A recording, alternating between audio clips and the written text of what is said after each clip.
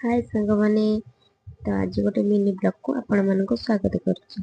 तो आज सजवाज ही कुआडे जाऊँ आपण माने भाबुथिबे। तो झियो मानकर किछि सज हुंतु बा न हुंतु लिपस्टिक खंडे खाई दे जिवे। तो फाइनली आम पहुंची जाइथिलु कटक रे प्रसिद्ध माँ धाकुले पीठरे। तो सेठी पहुंचवा परे नन्ना मु भाउज 3 जन जाइथिलु। तो भाई गाड़ी रखिया जाइथिले। तो स्टैंड रे गाड़ी रखिकी आमे भीतर को जाइथिलु।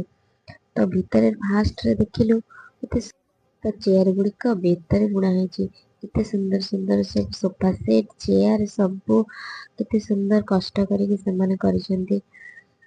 तो फाइनल तो सांग माने आपण जेतेବେଳେ मेला बुलियाକୁ जाଆନ୍ତି तो आपनको कौन भल लगे ना खाइबाकू ना किछि किनिबाकू ना दोली रे झुलिबाकू।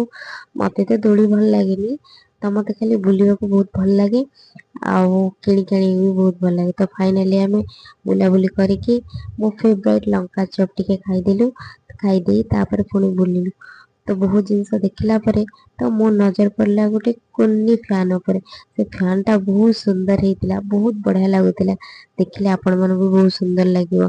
से फैन टा देखि मते आ कोउठी सेठी मन लागिनी मते से फैन कतरे से मनटा। तो तापरे पळे आसिलु। तो फाइनली हमर बुलाबुली सरी गला।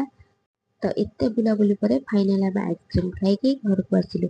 आउ बहुत सारा जिनस आनिथिली आ कोन कोन आनिथिली सेटा मो आ गोटे ब्लॉग रे कहबी।